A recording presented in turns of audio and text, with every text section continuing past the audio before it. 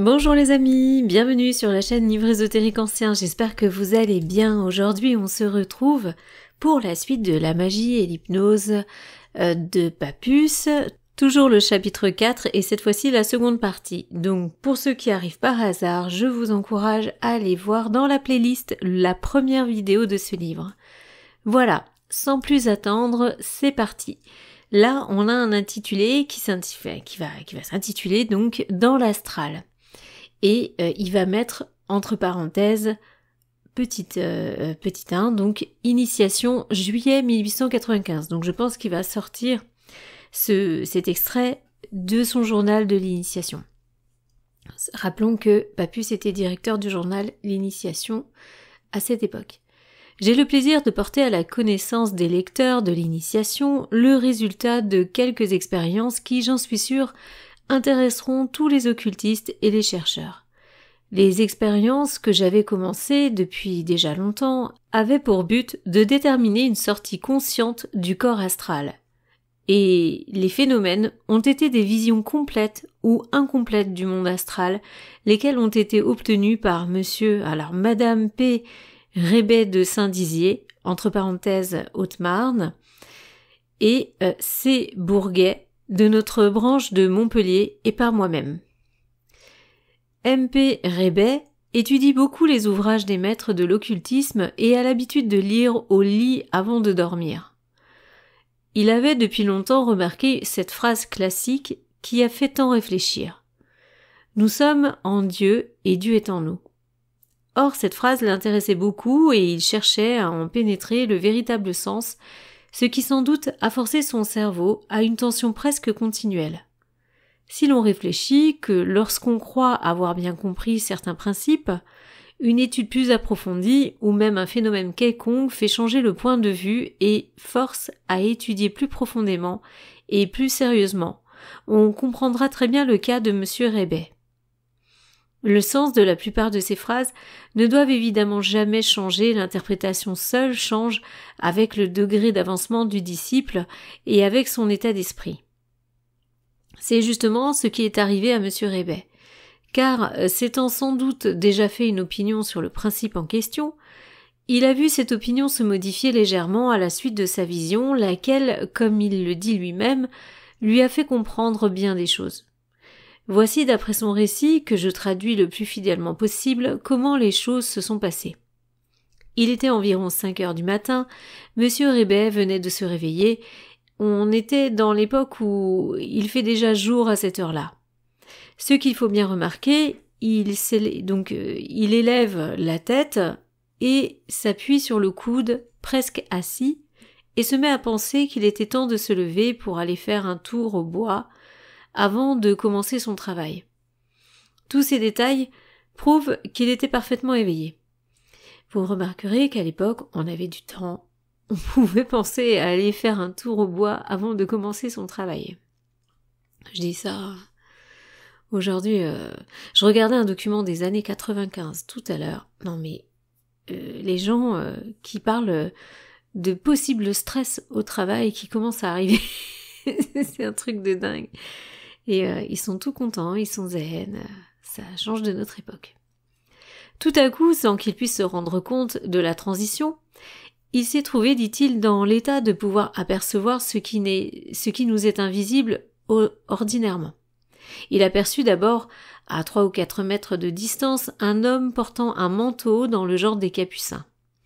Cet homme semblait plongé dans un fluide en continuelle vibration et qui faisait comme des espèces de vagues absolument régulières. Son désir avait été magiquement exaucé puisqu'à ce moment même, il se trouvait dans le bois et voyait aussi les plantes et les fleurs, comprenant très bien comment elles naissent et vivent par l'action de ces grands fluides. Il a une forme d'illumination, on va dire. Monsieur Rébet dit très bien se souvenir de tous ces détails, excepté de la figure de l'homme qui était devant lui, bien qu'il n'ait pas écrit ses impressions sur le moment. Alors, quand je dis illumination, c'est pas le terme apparition mariale du tout, hein, c'est que sur un certain plan, effectivement, on a plus de compréhension sur l'état vibratoire de ce qui nous entoure. Donc il a dû faire une petite sortie, ce monsieur. Ayant été témoin de quelques phénomènes, le désir de les comprendre me fit étudier les œuvres. d'Alan Kardec, pardon. Vous savez qu'on a lu quelques articles dessus. Mais ces théories étaient insuffisantes. Ces théories étant insuffisantes, je ne cessais de réfléchir à une explication plus rationnelle et plus scientifique. Ne connaissant pas plus les ouvrages spéciaux sur les sciences occultes, je m'endormais tous les soirs avec l'esprit non satisfait et un profond mécontentement de ne pouvoir trouver la véritable théorie.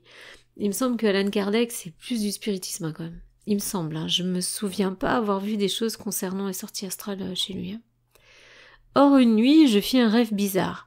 Je rêvais que, me trouvant chez un libraire, un homme qui était là me dit, en me montrant un livre, « Voilà ce que vous cherchez. » Je regardai l'ouvrage indiqué et vis dans un coin une figure géométrique que je ne pus distinguer, et comme titre le mot « bouddhisme ». Je ne me souviens plus de ce qui s'est passé ensuite. Le lendemain, je ne pensais plus à cela, mais dans la matinée, je fus forcé pour mes affaires de passer devant la librairie, ce qui éveilla en moi ce souvenir, et machinalement j'entrai. Quelle ne fut pas ma stupéfaction en apercevant un livre absolument analogue à celui que m'avait montré l'homme de mon rêve. Le signe des théosophes était imprimé dans un coin, ce qui correspondait comme forme à la figure géométrique que je n'avais pu distinguer. Cependant, le titre seul avait changé, car au lieu de bouddhisme seulement, c'était le bouddhisme ésotérique de Sinnett. Ce livre m'intéressa beaucoup, et c'est à la suite de cette lecture que j'entrepris sérieusement l'étude des sciences occultes. Alors à cet endroit dans le texte, il nous met Fakir dégageant son corps astral, il nous met cette image que je vous laisse observer.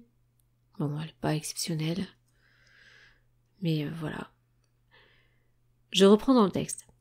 Je repris donc mon train de vie habituel, ce dont j'avais grand besoin, étant très fatigué, et je me considérais comme inapte à produire la sortie lorsqu'un soir, sans y avoir pensé dans la journée, je fus pris tout d'un coup de faire un nouvel essai. Je m'allongeai donc selon mon habitude sur une couverture étendue sur mon lit, je fixai ma volonté et je m'endormis. Ce sommeil dura jusqu'à la pointe du jour. À ce moment, je fus réveillé par un grand frisson qui me parcourut tout le corps. J'avais toujours l'idée fixe de continuer l'expérience. Comprenant que le phénomène allait se produire, je fus saisi d'une grande joie, mais néanmoins je cherchais à ne pas remuer, et ma volonté s'affermit avec l'idée de bien analyser mes sensations et de les écrire ensuite. Alors il faut savoir que souvent ce type de phénomène est caractérisé effectivement sur des horaires comme 4 ou 5 heures du matin. Donc là, c'est un témoignage qui relaie encore cette idée. Un nouveau frisson, suivi d'un hérissement de cheveux survint. Un autre plus rapproché. Les cheveux se dressent et crépitent. J'ai alors la volonté de projeter ma forme astrale au milieu de la chambre, et au même instant un frisson arrive, se prolonge, et j'ai la sensation que mon corps matériel, à demi soulevé par une force inconnue, se retournait, se penchait par le travers hors du lit, et il me sembla qu'il allait tomber sur le parquet. La peur de cette chute me fit faire un mouvement de rotation contraire, ce qui fit augmenter le frisson qui diminuait et finalement, il cessa complètement. Alors, je tiens à dire quelque chose à ce niveau. Il y a aussi des sorties qui se font de cette manière aussi, c'est-à-dire le fait de balancer son corps énergétique. C'est-à-dire en étant couché, passant de droite à gauche, en mouvement, comme si vous basculiez de droite à gauche, comme si on détachait le corps d'une certaine façon. Donc ça, c'est connu aussi. Donc là, c'est un petit peu ce qu'il fait, parce que comme il a peur de tomber, il va avoir un mouvement direct qui va l'entraîner de l'autre côté, et ça peut déclencher aussi une sortie. Je regardais alors près de mon lit, et je vis qu'un meuble que j'avais poussé la veille contre le bord m'empêchait complètement de tomber. Plus rassurée, je recommençais l'expérience, car j'avais compris que ce que j'avais pris pour mon corps matériel n'était autre chose que ma forme astrale. Bah oui, c'est pas pareil. Mais pourquoi cette sensation de pesanteur?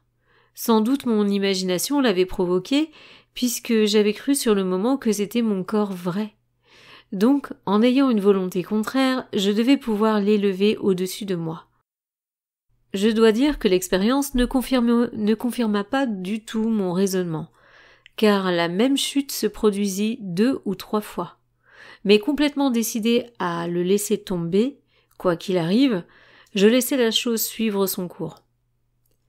Je sentis alors le frisson se changer en une vibration continuelle, mon corps astral glissa sur la table et se trouva enfin au milieu de la chambre. Je me retournai et aperçus un autre moi-même étendu sur le lit, les yeux grands ouverts, fixes.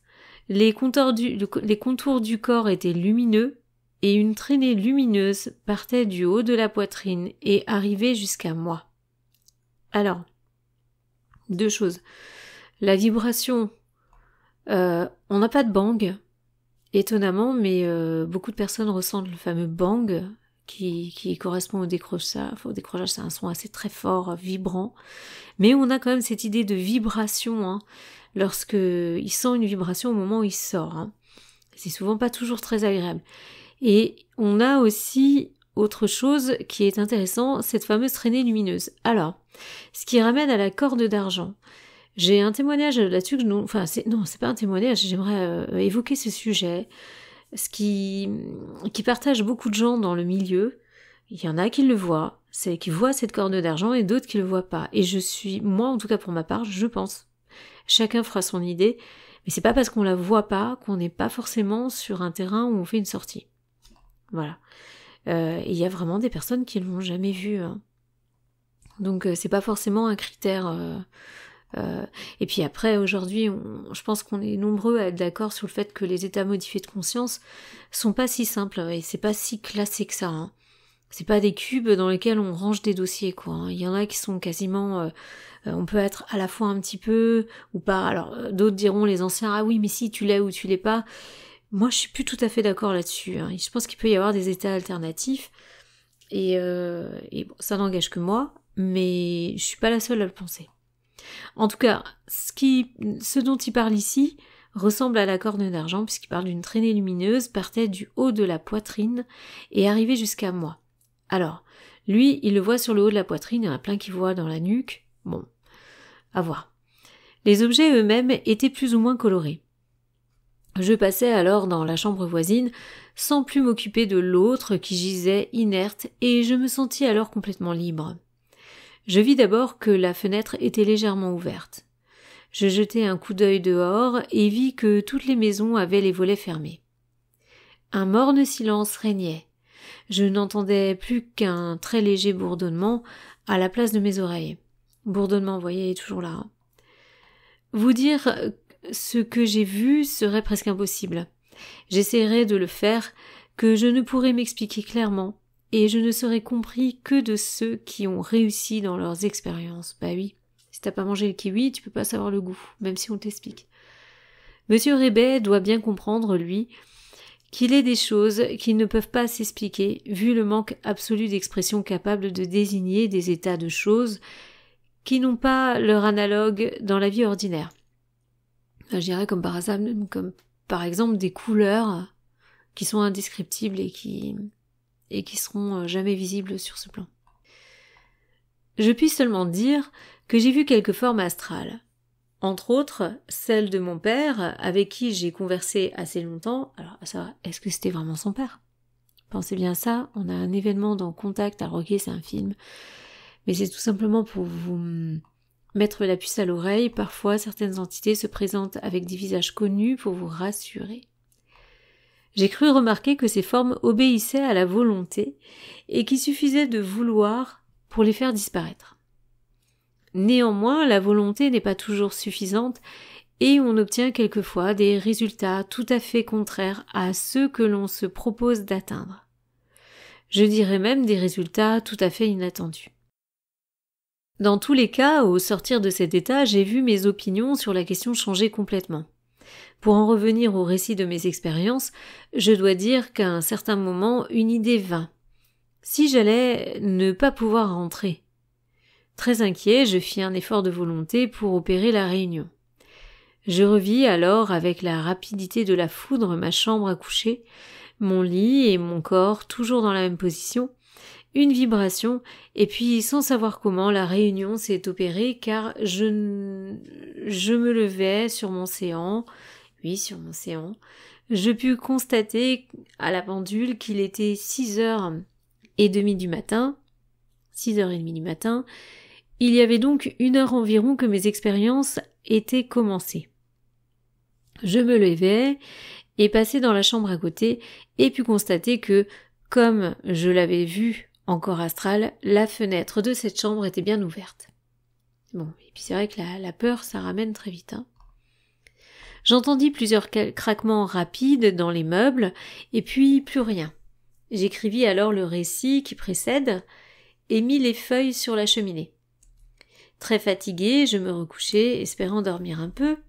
Mais voici bien une autre histoire.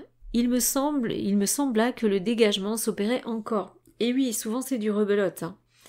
Même joueur joue 2 fois, 3 fois, 4 fois. Ça peut arriver. J'ai connu une personne qui me parlait du fait que ça lui était arrivé quasiment 4 fois dans la même nuit. Mais en même temps, c'était des demi-décrochages et ça l'avait ramené. Il y a quelque chose qui l'avait effrayé, qui l'avait ramené directement. Donc il est sorti 4 fois comme ça. Il me sembla que le dégagement s'opérait encore. Après, l'état d'esprit est là. Donc ça veut dire que c'est propice à ressortir en fait. Mais alors simplement et sans vibration. Oui, décrochage à moitié fait. Peut-être que quand il est rentré, il était encore de l'autre côté un peu. Alors attention, je suis pas experte dans le domaine, mais bon, j'ai quand même pas mal d'informations sur le sujet et de connaissances, et là pour dire connaissance et pas savoir, donc voilà, c'est mon expression, mais vous pourrez rajouter les vôtres, parce que je pense que dans ce sens-là, il n'y a pas qu'une seule version. Je revis à peu près la même scène que je viens de décrire, mais les objets n'étaient plus colorés. Je revis aussi les mêmes formes astrales, et bien d'autres encore, et même des images de personnes vivantes. Mon père était toujours là, il me dit un discours un peu incohérent. Et me félicitant sur la réussite de mes expériences, il me proposa d'aller faire un tour dans une planète, ce que j'acceptais après lui avoir fait promettre que mon corps ne risquait rien. Vous avez vu un discours incohérent, Je me sentis alors enlevée dans les airs. La rapidité de ma course, qui ne dura que quelques secondes, m'empêcha de distinguer ce qui se passait autour de moi. Nous arrivâmes en effet dans un pays extraordinaire, sans végétation, avec des coteaux et des montagnes pittoresques, colorées d'un rose tendre inimitable. Je marchais à côté de lui, avec l'ombre de mon père, qui me donnait toutes les explications relatives au mode d'existence, à la marche des saisons, etc. Il paraîtrait que sur cette sphère, les jours durent plusieurs mois, et que, souvent, un soleil vert remplace le rose. On y est très heureux, car on n'a pas les mêmes besoins matériels que chez nous. La charité seule et l'amour du prochain étant là-haut des sources de jouissance incomparables. Tu ne peux comprendre, mon fils, me dit-il, ces sortes de jouissances, car tu es dans un état d'avancement tel que même les expressions les plus poétiques et les plus choisies ne pourraient t'impressionner suffisamment pour que tu puisses voir et saisir la vérité. Cependant, tu es plus que moi et moi plus que toi. Cependant, tu es plus que moi et moi plus que toi. Je vous fais grâce du reste, car je pense que l'on l'aura compris. Je venais de rêver, par une répercussion toute naturelle, à ce qui venait de se passer. Dans mes expériences de sortie consciente, mon imagination avait travaillé et continué en rêvant le phénomène réel. À voir. Alors, à ce sujet, j'ai dernièrement là, je vais vous mettre de toute façon en post, je pense, le partage d'une vidéo, c'est un petit short de Johanna Merio sur la chaîne Experiencer, où c'est une petite histoire dans la peau d'un petit gris. Et c'est très intéressant parce qu'il fait une analogie avec les lutins de l'époque. Et vraiment, ça porte à réflexion. Vous allez voir, je le mettrai, je vous conseille la chaîne. Malheureusement, c'est quelqu'un qui est connu déjà sur tout ce qui est sortie astrale. Et malheureusement, sa chaîne avait été strikée à l'époque. Et là, il recommence, mais sous un autre format. A priori, il est plutôt content de changer de format finalement et de mettre des choses un peu plus précises. Et j'ai trouvé que ce post au sujet des petits, dans la peau d'un petit gris, j'ai trouvé ça vraiment intéressant. Voilà, donc je vous le partagerai. Je pense dans les 48 heures aussi. Quand vous écouterez ça, normalement il y sera. Le réveil eut lieu à la manière ordinaire et je compris tout de suite que j'avais dormi. Cependant, la première partie ne se confondait pas dans mon cerveau avec la deuxième. Pour m'en assurer, j'allais droit à la cheminée et trouvais les feuilles où j'avais enregistré l'expérience. J'ouvris la porte de la chambre et constatai pour la deuxième fois que la fenêtre était bien ouverte. Notre ami et F. Bourget, alors, ses frères, ou frère ou frater, de toute façon. Notre ami et F, 3 points en triangle, il me semble que c'est frater, mais Bourget, qui a déjà écrit quelques articles sur les plantes magiques et la magie des campagnes, est du même âge que moi. Il a, à peu de choses près, fait les mêmes études occultes que les miennes, et devait être par conséquent à peu près dans le même état d'esprit. Or, une nuit, il rêvait qu'il était dans la rue située derrière chez lui et que, se promenant, il aperçut une voiture de déménagement attelée de plusieurs chevaux. À l'époque, c'était ça, hein. Il n'y a pas de voiture comme aujourd'hui, les amis. Non, non, non. Il vit un de ces derniers s'abattre et il fut impossible au conducteur de le relever. Oh, ce qui nécessita l'aide de plusieurs personnes. À ce moment, il fut brusquement réveillé par des vigoureux coups de fouet, ce qui naturellement lui fit penser à son rêve de la nuit. Vivement intrigué, il n'eut rien de plus pressé à faire que de se lever, d'ouvrir une fenêtre, et il constata avec stupéfaction que la voiture de son rêve était bien au même endroit, qu'un cheval était abattu et que plusieurs voisins aidaient le conducteur à relever la bête. Cela le frappa tellement qu'il vint de suite me réveiller pour me le raconter. Il avait déjà eu une apparition dans des conditions assez singulières. Une personne qu'il connaissait venait de mourir et comment elle se trouvait avant sa mort dans une certaine misère. Alors, c'est comme, mais c'est écrit comment, peut-être qu'il disait ça à l'époque, comment elle se trouvait avant sa mort dans une certaine misère, ses amis firent une collecte pour lui offrir une couronne. Une couronne mortuaire. Or, il vint retrouver Bourget et celui-ci donna une petite somme, mais moins que ce qu'il aurait voulu donner. Le lendemain, pendant la nuit, il fut réveillé tout à coup par un certain malaise.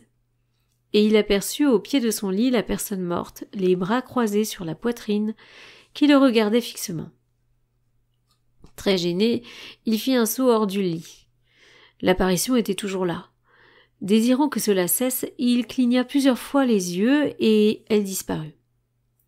Quant à moi, dans ma jeunesse, j'ai vu aussi quelque chose d'analogue, mais accompagné de circonstances exceptionnelles.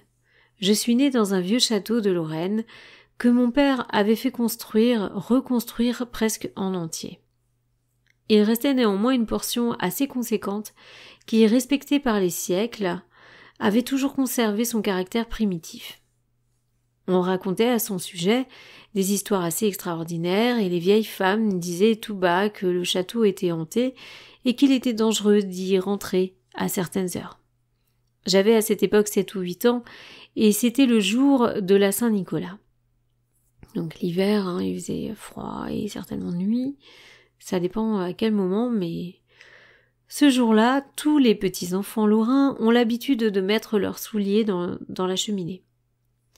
Au milieu de la nuit, je me réveillai et vis au milieu de la chambre une grande clarté provenant sans doute des rayons lunaires entrant par la fenêtre dont les volets n'étaient pas clos. Je m'assis sur mon lit avec l'idée d'aller me rendre compte si Saint-Nicolas n'était pas encore passé. Avant de descendre, je pris sur ma table de nuit un verre d'eau sucrée qui s'y trouvait et je bus un peu. Sucré.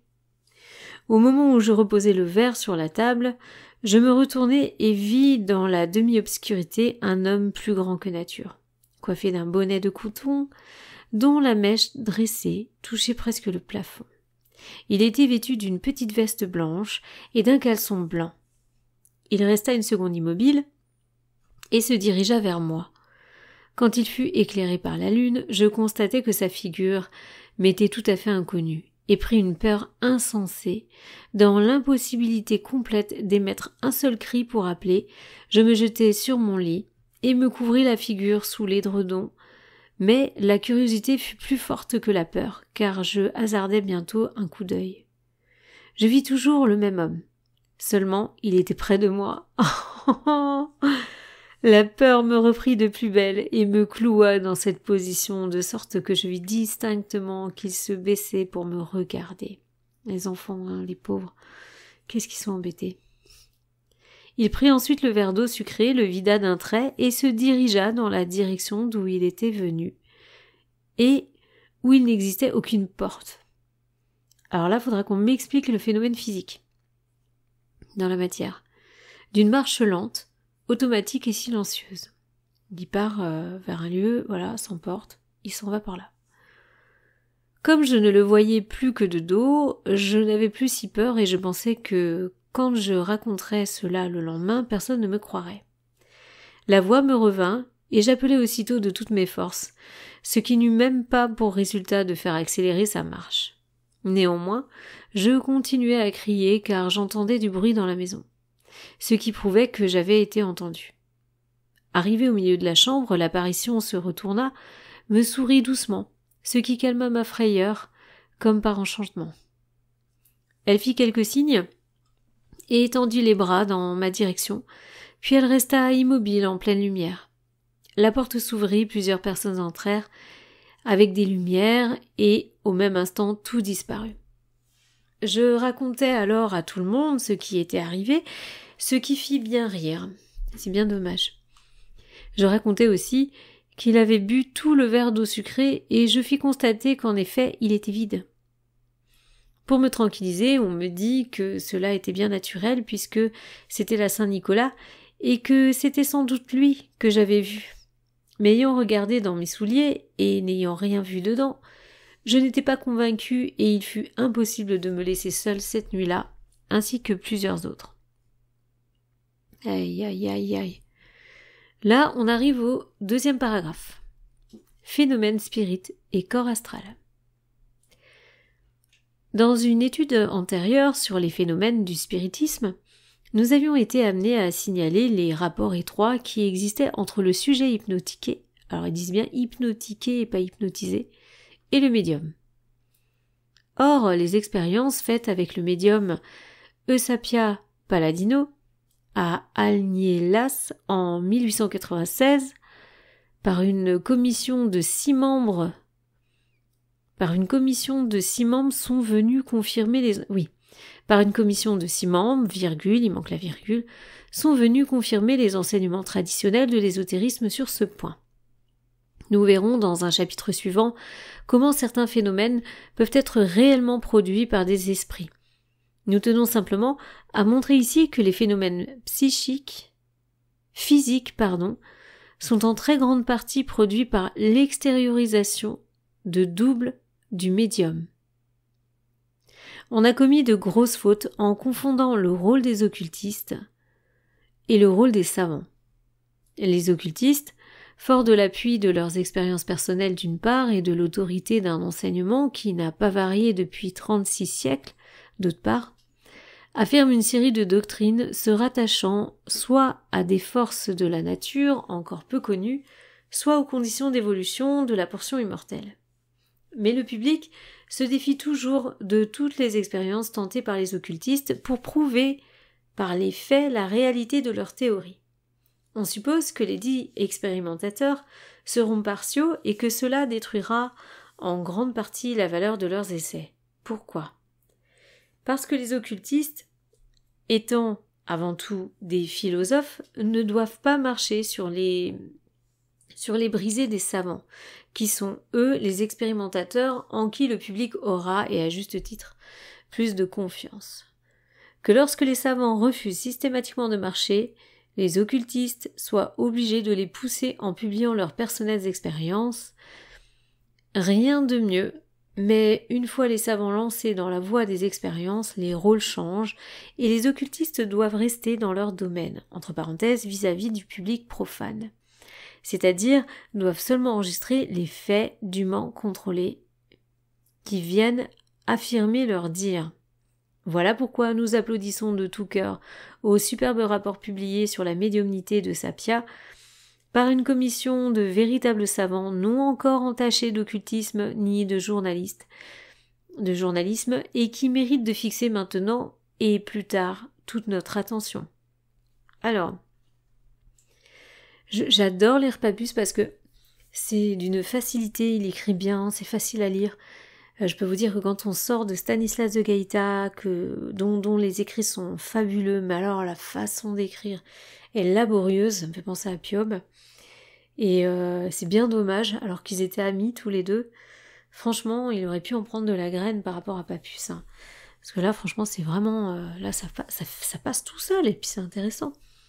Alors Stanislas de Gaïta aussi, d'ailleurs, je vous dis, hein, je vous le rappelle, vous avez l'espace membre maintenant avec le dogme de rituel de haute magie, plus Stanislas de Gaïta au seuil du mystère sur l'essai de sciences maudites qui vient de sortir sur cette partie, sur l'espace membre. L'espace membre, je vous le rappelle, a vraiment le tout premier créneau de paiement, le but étant juste de protéger légèrement ses écrits. Et aussi, il y a beaucoup plus de travail de montage et autres. Alors, pas pour l'instant, parce qu'il n'y a pas eu encore beaucoup de données, on va dire, dessinées. Mais ça ne saurait tarder, vu la consistance des volumes. Voilà. Pareil, si cette vidéo vous plaît, pensez à liker pour qu'on puisse avoir la suite très prochainement. Je n'ai pas fini. Rassurez-vous les amis, il y a encore pas mal de textes. Du 20 septembre 1895 jusqu'au 26, Madame le lieutenant-colonel de Rochas, ancienne élève de l'école polytechnique, comte A. de Gramont, docteur S. sciences physiques, Sabatier, professeur de zoologie à la faculté des sciences de Montpellier. Ah ben il est en train de citer les personnes qui ont assisté, je pense. Maxwell, substitut du procureur général à la cour d'appel de Limoges, baron C. de Waterville, licencié S. sciences physiques et licencié en droit. Le docteur, je pense que c'est Dariex, je vois pas très bien, directeur des annales des sciences physiques, se sont réunis à la villa d'Agnelas pour étudier les faits produits par Eusapia Palladino. Donc là, il va détailler un petit peu plus ce qui s'est passé. Très bien, on va voir l'expérience. Ces messieurs se sont entourés des plus minutieuses précautions contre la fraude et à cet effet, ils ont employé le moyen le plus radical qui consistait à tenir et à toujours contrôler les 4 membres et la tête du médium. Nous n'avons pas à insister pour nos lecteurs sur ce contrôle, car les occultistes sont assez avancés dans ces études pour admettre la réalité des phénomènes. Nous nous occuperons donc seulement des faits les plus importants produits et nous passerons successivement en revue par rapport à notre doctrine, premièrement le médium, deuxièmement les assistants, troisièmement les actions extérieures. Premièrement, le médium étudié était Eusapia Palladino, dont nos lecteurs connaissent déjà le nom. La commission, tout en cherchant à éviter toute fraude, était animée d'un excellent esprit qui ressort clairement de l'extrait suivant de son remarquable rapport. Cela était d'ailleurs d'autant plus nécessaire que la commission n'ignorait pas que tout sujet, médium ou autre, appelé à produire des phénomènes qui exigent de sa part des efforts pénibles et parfois même douloureux, peut être tenté consciemment ou même inconsciemment d'avoir recours à des moyens plus faciles d'obtenir les résultats demandés. C'est là une disposition essentiellement humaine et naturelle, avec laquelle il faut d'autant plus compter que l'on se trouve, entre parenthèses, et c'est ici le cas, en présence de personnes habituées dès longtemps à se servir de sujets d'expérience qui ont pu penser souvent aux moyens de faciliter leur tâche par la fraude et à en faire l'essai. Il y a là des habitudes de penser et d'agir qui prennent à peu place dans la manière d'être du sujet et qui peuvent aboutir avec le temps et la répétition à des tentatives inconscientes et presque innocentes de tromperie. En fait, là, ce qu'il est en train de dire, c'est qu'on est face à des gens qui sont déjà habitués à ce type d'expérience et qui ont déjà des réflexes pour déterminer s'il y a tromperie ou pas. C'est pas des gens qui arrivent comme ça et qui sont pas connaisseurs. Ils savent comment faire pour trouver ça. Cette considération a son importance, car elle peut conduire à des conclusions négatives à un observateur, un observateur qui n'y attache pas une attention suffisante. Surprendre un médium en tentative de supercherie ne suffit pas pour nier de manière absolue et sans appel la réalité des phénomènes. À côté des essais de supercherie, peuvent réellement exister des phénomènes sincères et positifs, et quand on veut observer dans l'ordre de faits qui nous préoccupent, on est tenu de penser qu'un phénomène obtenu par voie illégitime peut se mêler parfois à des faits sérieux et dignes de crédit. Il importe donc que les observateurs cherchent à saisir, à côté des observations douteuses et suspectes, des observations faites avec la netteté et la rigueur de la méthode scientifique. Effectivement. Donc là, vraiment, il précise. Dégagement du corps astral du médium. Synchronisme des mouvements musculaires et des actions produites. Là, j'ai l'impression qu'on passe à une autre étape. J'ai écrit ça en majuscule. L'occultisme a toujours prétendu que la véritable cause de la plupart des phénomènes dits spirites était la sortie hors du médium, de son double, entre parenthèses, ou corps astral, périesprit, etc. Et qu'il fallait voir là non pas un fait extranaturel, mais au contraire un fait se rattachant à la physiologie transcendante. Comme corollaire à notre affirmation, citons l'opinion d'Eliphas Lévy à ce sujet.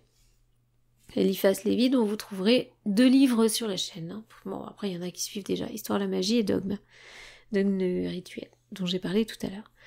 Dire par exemple que dans les soirées magnétiques de Monsieur Ohm, il sort des tables des mains réelles et vivantes, de vraies mains que les uns voient, que les autres touchent, et par lesquelles d'autres encore se sentent touchés sans les voir. C'est un peu moyen de vivre ce genre d'expérience, c'est chaud. Dire que ces mains vraiment corporelles sont des mains d'esprit, c'est parler comme des enfants, ou comme des fous, c'est expliquer contradiction dans les termes. Mais avouer que telle ou telle apparence, telle ou telle sensation se produisent, c'est être simplement sincère et se moquer de la moquerie des prud'hommes, quand bien même ces prud'hommes auraient de l'esprit, comme tel ou tel rédacteur de tel ou tel journal, pour rien. Entre parenthèses, Eliphas Lévy, la clé des grands mystères. Et les amis, moi, on m'a toujours dit un truc et c'est vrai, il suffit d'une fois. Si tout est fake, mais qu'il y en a juste un seul qui est réel, avec toutes ces expériences, s'il y en a juste une seule qui est réelle, ça suffit déjà à prouver qu'il y a quelque chose. Maintenant, au nom de la science, nous dirons à monsieur de Guldenstube, je pense, Guldenstube, non pas pour lui, qui ne nous croira pas, mais pour les observateurs sérieux de ces phénomènes extraordinaires, monsieur le baron, les écritures que vous obtenez ne viennent pas de l'autre monde, et c'est vous-même qui les tracez à votre insu. Vous avez, par vos expériences multipliées à l'excès et par l'excessive tension de votre volonté, détruit l'équilibre de votre corps fluidique et astral. Vous le forcez à réaliser vos rêves, et il trace en caractères empruntés à vos souvenirs le reflet de vos imaginations et de vos pensées. Si vous étiez plongé dans un sommeil magnétique parfaitement lucide, vous verriez le mirage lumineux de votre main s'allonger comme une ombre au soleil couchant, comme une ombre au soleil couchant, et tracer sur le papier préparé par vous ou vos amis les caractères qui vous étonnent. Là, il met une annotation, idem, Science des esprits, page 267. Nous-mêmes, dans un travail sur le spiritisme, considérons, dans un travail sur le spiritisme, et là, il met en italique, considération sur les phénomènes du spiritisme, rapport du spiritisme et de l'hypnose. Paru en 1890. Nous avons ainsi résumé nos idées sur cette question. La vie peut, dans certaines conditions, sortir de l'être humain et agir à distance. Si vous avez pu lire les expériences de M. Pelletier, qui, endormant 3 sujets et les plaçant autour d'une table, voit les objets matériels légers se mouvoir sans contact et au commandement, que se passe-t-il? Sa volonté s'empare de la vie des 3 sujets et dirige la force de ces 3 périsprits sur les objets matériels qui se meuvent sous cette influence. Une autre manière de vérifier ce fait consiste à prendre un sujet endormi, isolé électriquement, et à lui demander de décrire ses impressions. Le sujet voit parfaitement le corps astral, c'est-à-dire la vie sortir du médium par le côté gauche, entre parenthèses au niveau de la rate, et elle agit sur les objets matériels, suivant impulsion que reçoit le périsprit. Un médium n'est pas autre chose qu'une machine à dégager du périsprit, entre parenthèses corps astral. Et ce périsprit sert d'intermédiaire et de moyen d'action à toutes les volontés visibles ou invisibles qui savent s'en emparer. Du reste, interrogez les médiums et tous vous diront qu'au moment où les phénomènes d'incarnation ou de matérialisation vont se produire, ils sentent une douleur aiguë au niveau du cœur et qu'aussitôt après ils perdent conscience. Quand les spirites prétendent que les mains qui touchent la tête des assistants, qui déplacent les meubles ou se profilent en vagues reflets sur les murs, sont les mains des esprits morts, l'occultisme, entre parenthèses, qui cependant n'a jamais nié l'existence possible des esprits, affirme qu'il s'agit là d'un phénomène physique, d'un genre particulier, et que c'est le corps astral du médium momentanément extériorisé qui produit ces faits. Là, il met une annotation. Il nous met. Elle est assez longue. Les spirites éclairés ont toujours été d'avis que, tout en admettant l'existence d'agences spirituelles, il faut attribuer une très grande partie dans la production des phénomènes physiques aux influences provenant du médium. Nous ne pouvons que renvoyer à ce propos à l'excellent ouvrage d'Aksakov, Animisme et Spiritisme. Voilà. À l'appui de notre affirmation, nous ferons remarquer, nous aux sectaires, mais aux hommes de science, premièrement, que toute projection en dehors de la main astrale est accompagnée chez Eusapia d'un refroidissement de la main physique. Deuxièmement, que le refroidissement cesse en même temps que le phénomène produit sous l'influence de la main extériorisée. Troisièmement, que chaque phénomène physique, déplacement de meubles, etc., produit à distance est accompagné de mouvements synchroniques des muscles physiques qui, dans les conditions normales, auraient produit le phénomène. Quatrièmement, enfin, que les assistants contribuent à leur insu à fournir de la force dans beaucoup de phénomènes, ce qui explique la fatigue rapide ressentie par les 10 assistants. En somme, il s'agit là de la production par des piles humaines montées en série ou en quantité d'une force condensée et dirigée par le corps astral du médium qui annonce les phénomènes dans la majorité des cas. Les extraits suivants du rapport vont confirmer d'une façon remarquable nos affirmations concernant le synchronisme des actions à distance et des mouvements musculaires du médium. Comme remarque générale, il est important de noter que Sapia, presque toujours, a annoncé des phénomènes au moment où ils allaient commencer à se produire. et que, par là, elle facilitait singulièrement la surveillance et le contrôle. En outre, elle paraissait pendant tout le temps de l'expérience dans un état de transe douloureux et pénible. Alors douloureux et pénible, qui se traduisait par des soupirs, des gémissements, une toux nerveuse, une transpiration abondante. Quand un phénomène allait se produire, les gémissements redoublaient et on sentait en elle un état d'effort et de tension considérable. Dès que les phénomènes cessaient, elle retombait inerte et comme épuisée par la dépense de force qu'elle avait dû faire. À savoir si c'est elle qui sort du corps ou pas, parce que je savais pas qu'un corps pouvait gémir. Non mais j'ai du mal à comprendre, ça doit être juste la médium. Il faut également noter que Sapia esquisse généralement les mouvements de ses membres, qui sont censés devoir produire le phénomène. Mais elle les esquisse seulement par des mouvements de faible amplitude, incapables d'atteindre les objets qui sont remués et transportés. Il y a là quelque chose qui rappelle les mouvements synergiques que l'on produit instinctivement lorsqu'on observe et que l'on veut aider un homme faisant un très grand effort. Ainsi, quand Sapia veut attirer et mettre en mouvement un fauteuil placé dans son voisinage, elle porte un peu la main, ou mieux le poing fermé, du côté du fauteuil, et le retire ensuite, comme pour tirer le fauteuil à l'aide d'un lien matériel. Dans aucun cas, ce lien matériel n'a pu être ni saisi, ni même soupçonné par les observateurs. Pendant tout le temps de cette surveillance, Monsieur Le Grammont a bien observé que chaque manifestation produite par le médium est immédiatement précédée ou accompagnée d'un mouvement corrélatif du pied ou de la jambe tout entière, du côté où le phénomène va se produire ou se produit. Alors, ça me fait penser aux esprits de Bergzagen. C'est pareil, on a l'impression d'avoir du cinéma, je dis pas que c'est faux, attention, mais je trouve toujours que c'est une mise en scène. Je suis étonnée, qu'il y ait autant de choses autour de ça. Comme s'il fallait que ça soit.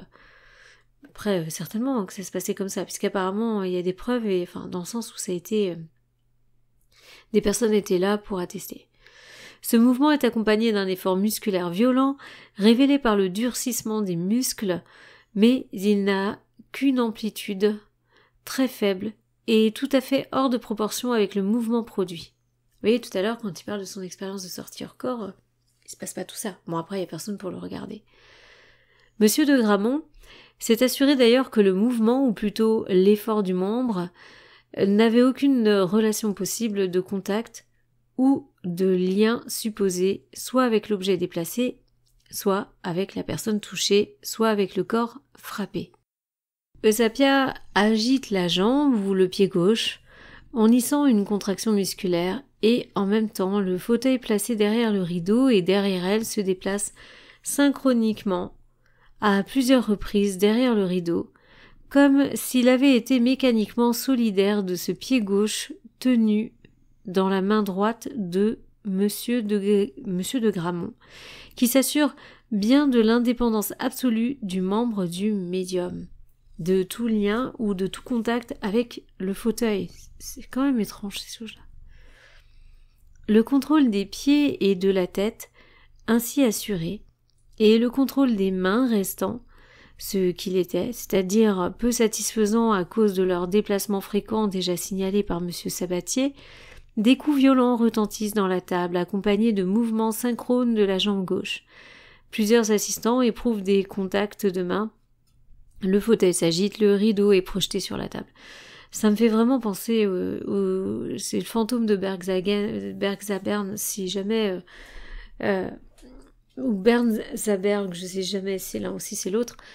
Allez voir sur ma chaîne sur les articles, mais c'est que des trucs comme ça. Il y a 3 épisodes que j'ai mis sur les articles du vendredi, et c'est que une histoire comme ça, quoi. C'est étrange quand même, ça. C'est pour moi. Enfin bon. 9h30. Attention, je dis pas que c'est faux. Hein. Je suis sûre que c'est possible. Hein. Et puis de toute façon, j'y étais pas. Donc je suis qui pour dire que c'est pas possible. Mais c'est toujours tout un cinéma. C'est ça qui me perturbe. 9h30. Monsieur Sabatier est touché 3 fois et tiré 3 fois violemment par le pan gauche de sa jaquette. À ces contacts correspondent des mouvements synchrones du pied gauche tenu sous la table de Monsieur de Rochas. Monsieur de Rochas est toujours là. On entend des bruits répétés frapper sur la table. Monsieur Maxwell est touché 11 fois de suite sur le sommet de la tête. Des coups sont reproduits synchroniquement par le pied gauche du médium. La figure de Monsieur Maxwell était contre celle de Sapia, qui s'était penchée sur lui. La chaise sur laquelle est assis Monsieur Sabatier est arrachée violemment et renversée, et Monsieur Sabatier tombe à demi couché par terre. J'imagine la scène. Le contrôle paraît excellent et aucun des membres du médium, ni sa tête, n'ont fait un mouvement suffisant pour produire un tel effet. Monsieur Sabatier tenait bien la main droite. Monsieur Maxwell la main gauche. La main droite de Monsieur Sabatier reposait sur les 2 cuisses du médium. Imaginez-vous le tableau. Le piano émet 2 notes qui sont accompagnées de mouvements synchrones des pieds de Sapia. Le clavier blanc est vu par Monsieur Maxwell, qui ne remarque pas de corps étranger passant au-dessus de lui. Sapia fait des mouvements de la main tenus par Monsieur Maxwell à 20 cm au-dessus du piano, comme si elle voulait frapper sur les touches. Celles-ci rendent des sons synchrones à ces mouvements. Oui, si vous entendez un petit bruit, c'est le chat qui est arrivé, qui se lave. 3 coups sont frappés dans le bahut placé derrière Monsieur Maxwell et séparé de Sapia par ce dernier. À chaque coup correspond un léger mouvement synchrone de la main gauche bien tenue par Monsieur Maxwell. Là, on passe tout de suite sur un nouveau titre en gras, en caractère majuscule, refroidissement de la main du médium, transe. Chaque fois que le corps astral quitte le corps physique, on voit se produire un petit phénomène, le phénomène de la mort dans la portion abandonnée par le corps astral. La circulation se ralentit et la chaleur disparaît plus ou moins complètement pour revenir au retour du double. Énergie vitale ? Point d'interrogation ? Ça, c'est moi qui le dis. Ce fait déjà observé par Eliphas Lévy par rapport à Ohm est encore confirmé par l'observation suivante de la commission. L'action du souffle du médium est encore très curieuse à remarquer à ce sujet. Enfin, le médium a, dans une autre expérience, associé à l'astral de sa main l'action de M. Maxwell, ce qui est encore plus intéressant à remarquer pour les occultistes. Nous signalerons aussi les transes du médium concomitantes et chaque dégagement du corps astral. Bon. Le fauteuil lourd situé derrière le rideau vient heurter vivement à plusieurs reprises la chaise de M. Maxwell. Celle-ci constate qu'au moment de la production du phénomène, la main gauche de Sapia qu'il tenait est glacée. Sapia a agité la main pendant les mouvements du fauteuil, et synchroniquement avec eux. Mais M. Maxwell a toujours tenu la main de Sapia, et l'a senti devenir très froide. La chaleur est assez rapidement revenue. M. Maxwell, au moment où il a senti la température de la main s'abaisser, a serré avec le pouce la main de Sapia. Il est très sûr que c'est la main gauche qu'il tenait qui est redevenue chaude. Il affirme que le contrôle de la main a été très bon. M. de Gramont est sûr de la main droite et M. Darex des membres inférieurs, de la tête et du bras droit. Le piano est revenu sur la table, il est visible à cause de la couleur blanche. Sapia penche la tête en avant pour souffler sur le piano. Le piano se déplace comme mu par ce souffle. 9h10. Les conditions du contrôle restent exactement les mêmes. M. Maxwell éprouve dans le dos la sensation d'une main le touchant d'un coup sec et brusque, comme si les doigts étaient écartés et présentés par la pointe. il n'a nullement la sensation d'un bras passant derrière lui. Le docteur Darex a la tête saisie par une main entière qui s'applique sur elle et en embrasse le sommet avec les 5 doigts écartés dont la sensation est très nette. Il ne peut pas établir de différence entre cette sensation et celle que produirait la main du même médium. Les observateurs interrogés à 2 reprises disent être sûrs des mains du médium. Le Darex déclare le contrôle parfait de sa part en ce qui concerne les membres inférieurs, la tête et le bras droit du médium. Tout le monde se rassied, le contrôle restant de même. Eusapia, de la main gauche, tenu par M. Maxwell, mime des coups à 30 cm au-dessus de la table. Ces coups sont simultanément entendus dans la table d'une manière très forte. Puis elle dirige cette même main tenue par M. Maxwell vers le rideau derrière elle, mais sans atteindre le fauteuil placé dans l'embrasure. Aussitôt, on entend ce fauteuil se mouvoir en semblant suivre les mouvements de la main, comme si cette main était un aimant contrôle parfait. 9h15. Eusapia, qui avait gardé ses souliers, les quitte à ce moment. Elle place chacun d'eux sur le pied voisin de l'un des 2 observateurs qui tiennent les mains. Elle dégage ses mains et prend la main droite de M. Maxwell et la frotte entre les siennes. Puis, de sa main gauche, elle fait faire à la main droite de M. Maxwell les mêmes mouvements que précédemment, et les mouvements du fauteuil se reproduisent. M. Maxwell ne sent aucun effort, aucune résistance. M. Sabatier avait repris la main droite de Sapia dans sa main gauche, et sa main droite était placée sur les 2 genoux de Sapia, de manière à s'assurer que les membres inférieurs restaient immobiles. En outre, M. Sabatier voit bien la main droite de Sapia sur la table, et est sûr qu'elle n'est pas rapprochée de la gauche. Les mouvements du fauteuil jettent le piano par terre. Il est remis sur le fauteuil par le docteur Darex. 9h20, Eusapia frotte vigoureusement la main de M. Maxwell entre ses 2 mains et le fauteuil se précipite contre la table. Ensuite, il titre « Les assistants ». Le médium, livré à ses seules forces, produirait des faits bien moins positifs s'il n'utilisait pas les forces des assistants. L'alliance des assistants et du médium donne naissance à un singulier phénomène étudié par Eugène Nuss, sous le nom d'être collectif. Et ça, il met ça, Eugène Nuss, les grands mystères.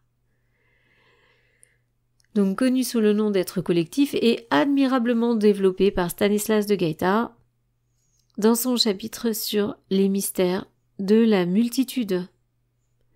Donc ça, ce sera dans La clé de la magie noire, publié dans l'Initiation de 1896.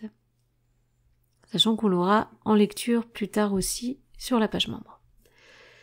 Objectivement, le fait se caractérise par la fatigue toute spéciale ressentie par les assistants, par la demande du médium de former une chaîne d'êtres humains et par un courant froid caractéristique et bien connu de tous ceux qui ont sérieusement étudié les faits. La chaîne des êtres. Il va en parler après. Ça, c'est important parce qu'on le retrouve beaucoup dans certaines sociétés secrètes. Voici comment nous définissons en 1890 le rôle des assistants. Ce rôle est loin d'être indifférent, comme on pourrait le croire au premier abord. La volonté, bonne ou mauvaise, de chaque assistant, sa vie également, viennent agir sur le périsprit du médium pendant qu'il est sorti et appuie ou arrête les influences qui ont agi sur le périsprit. Les assistants forment donc une véritable enceinte fluidique, chargée d'empêcher d'une part le périsprit du médium de perdre sa force en s'éparpillant dans l'espace et d'empêcher d'autre part les influences extérieures au cercle, s'il y en a, de s'emparer de ce périsprit. Voilà pourquoi les médiums demandent souvent qu'on fasse autour d'eux la chaîne pendant les grandes expériences de matérialisation ou d'apport. Cette chaîne augmente de beaucoup la puissance du médium et ce qu'il y a de fort curieux, c'est que cette chaîne était employée dans les temples égyptiens ainsi que nous le montre Louis Ménard dans le Polythéisme hellénique, et qu'elle est encore employée de nos jours par les francs-maçons, vous voyez ce que je vous disais, et qui comprennent si peu la haute importance de cette cérémonie qu'ils l'emploient. Par la transmission du mot de semestre. Alors je sais pas pourquoi il met ça, il dit, en fait il écrit, pour vous montrer, c'est un peu étrange. Il met donc les francs-maçons qui comprennent si peu la haute importance de cette cérémonie qu'ils l'emploient, 3 petits points, pour la transmission du mot de semestre. Et là il met entre parenthèses Pappus, considération sur les phénomènes du spiritisme. Alors on sait que Pappus, la franc-maçonnerie, l'a approché et que finalement ça lui a pas plu. Donc les histoires de chaînes, vous les retrouvez dans d'autres courants que la franc-maçonnerie, c'est un petit peu présent dans beaucoup de sociétés secrètes, même on va dire plutôt des sociétés initiatiques, c'est l'histoire de la chaîne, on la trouve un peu partout.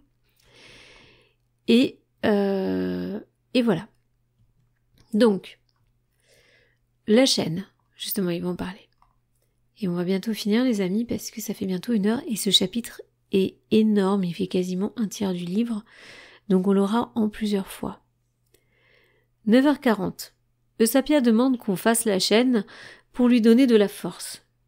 Monsieur Charles de Rochas se place entre Madame Sabatier et de Watteville, et la chaîne se fait. Le pied droit de Sapia est tenu et vu par Monsieur Sabatier, le gauche est bien tenu par Monsieur de Watteville. Sur la demande du médium, M. Sabatier change de place avec M. de Gramont, qui passe à la droite du sujet pour tenir la main droite. La main droite, point. M. Sabatier se place à droite de M. de Gramont, sur le côté de la table. Sa main gauche est en contact sur la table avec la main droite de M. Gramont, pour faire la chaîne. Et sa main droite avec la main gauche de M. de Rochas, qui est lui-même en contact avec M. de Maxwell. Bon, en gros, ils se tiennent tous la main. Il est à noter que le sujet qui avait exécuté les premiers phénomènes, sans qu'eût été formée une chaîne de personnes, ayant ses 2 mains comme le point de départ et d'arrivée, a demandé à plusieurs reprises à ce qu'on lui donne de la force en faisant la chaîne. Elle dit qu'à certains moments, elle sent comme un fluide lui arriver du côté de M. Maxwell d'abord, puis plus tard du côté de M. de Rochas, quand celui-ci aura placé M. Maxwell, qui se dit lui-même très bas, très las. Il commence à se fatiguer en fait. Le souffle froid. Quand La Fontaine se passait un peigne dans les cheveux, l'effluve était si fort qu'un enfant qui était présent s'écria. « Il y a le feu à la tête de Monsieur La Fontaine. » Là, c'est tiré de Karl Duprel, Revue des revues, au 1er mars 1896. L'effluve dégagé par le médium et les assistants donnent naissance à ce singulier phénomène du souffle froid. Toutes les personnes présentes sentent fort bien alors une sorte de souffle frais qui parcourt toute la chaîne dans un certain sens. C'est le courant fluidique formé par les périsprits qui s'établit. Le courant fluidique, invisible pour les esprits matériels et visible pour les voyants, entre parenthèses sujet somnambulique, circule au-dessus du cercle et dans son intérieur. Donc là, il met Pappus, considération sur les phénomènes spirites. Voilà. Des instruments de musique circulent au-dessus des têtes des assistants en jouant des airs variés. Ces instruments peuvent se poser en moins de 3 secondes successivement sur les têtes des 12 personnes formant la chaîne. Phénomène impossible à obtenir par tricherie. Que se passe-t-il en ce moment ? Le courant fluidique qui circule au-dessus des assistants et qui est renforcé par leur union en chaîne, ce courant porte les objets comme un véritable fleuve. Eusapia porte à 2 cm au-dessus de sa tête, sa main accompagnée de celle de M. de Gramont, qui la tient toujours. Celui-ci a l'impression nette d'un courant froid s'échappant des cheveux du médium et qui est semblable à celui qu'on ressent près d'une machine électrostatique à influence. Ensuite, on passe sur un autre paragraphe, vision. Je ne pense pas que j'irai au bout de cette lecture. On va finir sur vision, je pense qu'on va voir. Mais après, ce sera sur une autre vidéo. Dans les expériences de l'Agnella, les faits de vision d'image astrale ou de lumière astrale ont été très peu nombreux et nous le regrettons vivement. C'est pas trop le sujet en fait, j'ai l'impression pour eux. Monsieur de Bodisco, alors de Bodisco, Traits de lumière et surtout l'étude sur le corps astral parue dans l'initiation. Monsieur de Bodisco a étudié dans de bonnes conditions la condensation progressive de la lumière astrale, qui est une des clés de l'apport que nous verrons plus tard. L'apport en italique. Rapportons cependant les uniques faits de vision observés dans la commission. Les objets blancs observés et la main sont des condensations de lumière astrale du médium plus ou moins bien formées. Il en est de même de la tête, à propos de laquelle il est bon de se reporter aux expériences de Donald McNabb, publiées dans Le Lotus Rouge, numéro 20 à numéro 24. En résumé, M. Dariex tenait le médium de manière à être sûr des membres inférieurs, du bras droit et du poignet droit, qui ne quittaient pas la table, et de la tête qui ne quittait pas la sienne. M. Maxwell tient toujours la main gauche comme il a été dit ci-dessus. M. Sabatier la main droite d'une manière très ferme. Le médium se plaint de la lumière. La porte est fermée presque complètement, d'où il résulte une obscurité assez prononcée pour qu'on ne puisse pas distinguer que les objets volumineux ou de couleur blanche. Pour qu'on ne puisse distinguer, que les objets volumineux Il en résulte une obscurité assez prononcée pour qu'on ne puisse distinguer que les objets volumineux ou de couleur blanche. Je commence à fatiguer. Le fauteuil qui se trouve derrière les rideaux est déplacé vivement, ainsi qu'on peut en juger par un bruit de roulement intense. Le rideau se gonfle à environ 80 cm au-dessus de la tête de Sapia, il est violemment déplacé et projeté sur la table, il frotte contre la figure de M. Maxwell, qui a la sensation d'un corps dur en frottant le rideau sur sa figure. Le pauvre, il subit. M. Maxwell reçoit 3 coups nettement localisés sur le côté droit de la poitrine. Il va finir complètement achevé, le gars. Le pauvre, il a rien demandé, il est là, il teste juste et il se mange tout. Alors, donc, reçoit 3 coups nettement localisés sur le côté droit de la poitrine, toujours dans les mêmes conditions. Le pied du fauteuil frappe 3 coups violents. On entend une série de notes jouées vivement sur le piano. Celui-ci passe sur la tête de M. Maxwell et est apporté sur la table, petito. M. de Gramont a vu un objet blanc ayant l'apparence d'un rideau blanc de dessous et paraissant accompagner l'objet dans son transport. Il a vu le piano se déplacer lentement et se balancer en passant entre Eusapia et M. Maxwell, comme si une main le tenait, enveloppé dans la doublure du rideau, puis, au bout de quelques secondes, se poser au milieu de la table. M. Sabatier a également vu les notes blanches du piano se poser tranquillement sur la table. M. Maxwell a eu l'impression suivante. Une fois le petit piano placé sur la table, oui, parce que je me disais, j'espère que c'est pas un piano à queue quand même, apparemment non, il voit un objet blanc dans la forme vague d'une main se détachant dans l'obscurité et se retirant assez rapidement pour entrer dans l'embrasure de la fenêtre. Est-ce le rideau blanc? M. Maxwell ne le croit pas. Le rideau eût été visible comme une masse blanchâtre se retirant, tandis que l'impression a été celle d'une pince, comme le pouce et l'index opposés, coupés brusquement au niveau du poignet de la main. Aucune traînée blanche ne la rejoignait au bord du rideau rouge, derrière lequel elle est disparue. Pendant ce temps, la main de M. Maxwell est maintenue immobile par celle de Sapia et est restée, avec celle-ci, appuyée sur la table. 10h15, Sapia annonce qu'elle va former une tête. Elle dit « Regardez, vous allez voir une tête ou la tête. » D'accord, ou la tête. M. Maxwell regarde. Il tenait la main gauche de Sapia qui appuyait sa tête sur la sienne. Il a alors vu, à 10 cm de sa figure, une silhouette noire qui se profilait sur la partie de la muraille du salon placée en face de lui, et qu'éclairait la bande de lumière qui passait dans la fente de la porte. C'était une silhouette nettement découpée en haut, se perdant en bas, et pouvant rappeler la silhouette d'une tête avec une saillie recourbée ressemblant à des cheveux frisés. C'était comme sur une muraille. L'impression était semblable à celle qu'eût produite un objet plat, à un carton découpé par exemple.